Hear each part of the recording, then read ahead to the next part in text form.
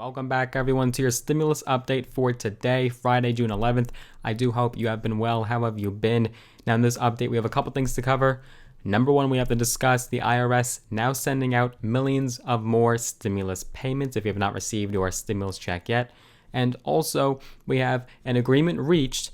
This is very substantial breaking news, an agreement reached in the Senate on Biden's infrastructure bill. We'll be discussing everything in today's video. Now, let's get started, dive right into the news.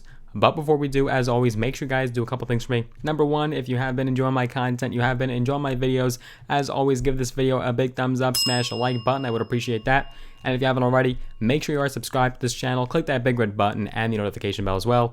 That will actually notify you each and every time we do post a brand new video right here on this channel. So once you do those couple things for me, we can get started and dive right in. So yes, let's start with this infrastructure package. This is breaking news. This is a major deal happening just overnight as we speak. A bipartisan group of 10 senators in the U.S. Senate have reached an agreement on a framework for a proposed infrastructure bill, and the price tag could be as much as $1.2 trillion. The fact that we have bipartisanship over a very progressive liberal package coming from President Biden. Remember, this was part of his proposed $6 trillion in federal spending. This is a big deal. In a statement, the group of 5 Republicans and 5 Democrats that came together on this agreement had called the proposal, quote, as a realistic compromise framework to modernize our nation's infrastructure and energy technologies. They went on to say in this statement, quote, this investment would be fully paid for and not include tax increases. We are discussing our approach with our respective colleagues and the White House and remain optimistic that this could lay the groundwork to garner broad support from both parties and meet America's infrastructure needs. Now, this group is led by a group of senators. Number one, you have Senators Bill Cassidy, Republican from Louisiana. You have Senator Joe Manchin, Democrat from West Virginia. You have Kyrsten Sinema, Democrat from Arizona. Now, the most recent two I just said, Joe Manchin and Kyrsten Sinema, they have been very dicey in negotiations. They have been known to go either way. You don't know if they're going to go with the Democrats. You don't know if they're going to side with the Republicans. So the fact that we have them on board, that's a big deal in and of itself.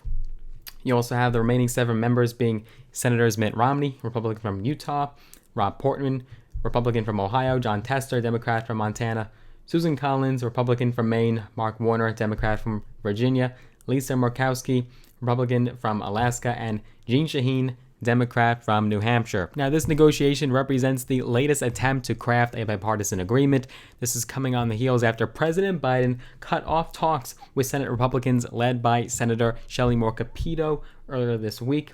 The White House had acknowledged Tuesday that Biden had spoken to Cassidy, Manchin, and Sinema about their negotiations. This is news that Capito described as, quote, disappointing. Senator Capito had said, quote, to Fox News, we've missed a real opportunity here for at least 20 Republicans to join with the other Democrats to pass the most robust infrastructure package that we could have. Now, we do know the breakdown of this framework. Again, it's in a very embryonic stage. Nothing is finalized, and things have to be negotiated and voted on, but a person familiar with the negotiations but unauthorized to discuss them publicly had told the Associated Press that the cost of the new negotiated plan would be $974 billion over 5 years as a standard for highway spending, or $1.2 trillion if spread over 8, as Biden proposes. The plan includes at least $579 billion in new spending, more than the previous Republican-only effort of $330 billion in new spending, in a $928 billion package, but still short of the $1.7 trillion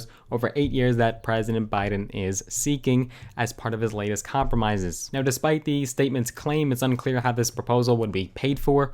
Republicans have insisted that a new infrastructure package would not be paid for by cutting back the 2017 tax cuts. And as far as the White House, their position, they have shut down any notion that unused coronavirus relief funds would be used to pay for it. They do not want to dive into that money. Senator Tester has suggested that potential revenue from uncollected income taxes could be used as a pay-for, while Senator Mitt Romney has suggested the package proposes the gas tax be indexed to rise at the rate of inflation.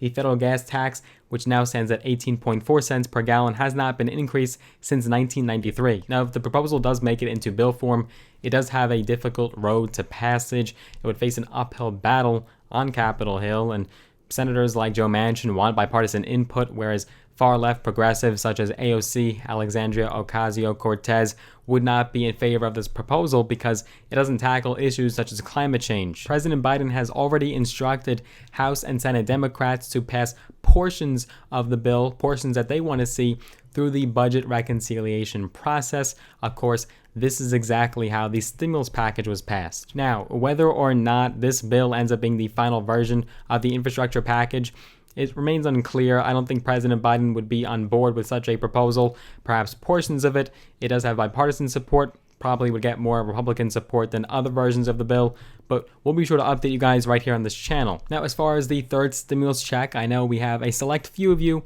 who have still not received your stimulus checks yet.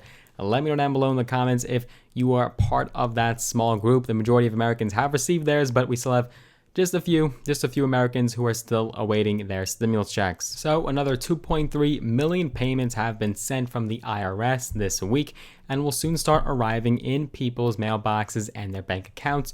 And this batch includes more of those plus-up payments, which include additional money that people are entitled to. This is, of course, part of the American Rescue Plan that was signed back in March by President Biden, and it provides $1,400 stimulus payments to each and every individual eligible child and adult.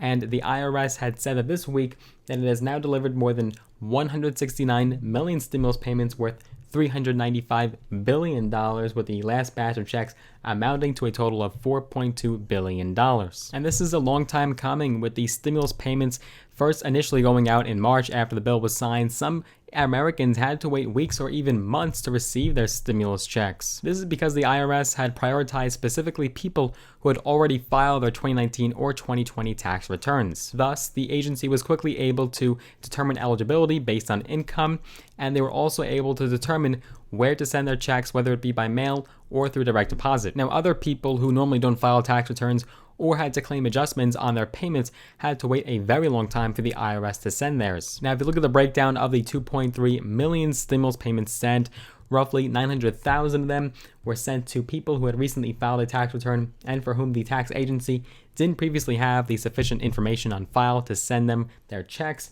Another 1.1 million payments were for plus-up adjustments for people who had qualified for bigger checks based on recently processed 2020 tax returns, according to the IRS. Now, this latest batch is quite significant in the sense that this is coming on the heels after 25 Republican U.S. states have announced that they will be cutting the unemployment jobless benefits early. This will leave millions of jobless workers without the $300 supplement 2 months before the federal deadline that was imposed. And according to the Century Foundation, about 1 in 4 people on unemployment will lose their benefits from the early cutoff of jobless benefits. This means about a quarter of Americans will be left with no recourse and no additional federal unemployment benefits. The unemployment rate is still rather high. It's definitely more than the pre-pandemic level, and studies and reports are showing that people are still struggling to put food on the table, pay their monthly expenses, pay their rent, could be facing eviction as the moratorium does expire. This is why there's still such widespread support for a fourth stimulus check, and also data and analysis shows that a fourth and even a fifth stimulus check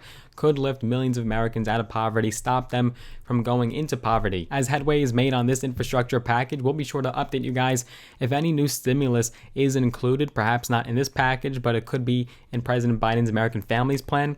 We'll be sure to update you guys on any new developments to come right here on this channel. This is your one-stop shop for everything in regards to stimulus. If you did enjoy this video, as always, give it a big thumbs up, smash a like button. I would appreciate that. If you haven't already, make sure that you are subscribed to this channel. Click that big red button and the notification bell as well. And I'd like to get some free stocks, all on me, all free. Just use the links down below in the description of this video.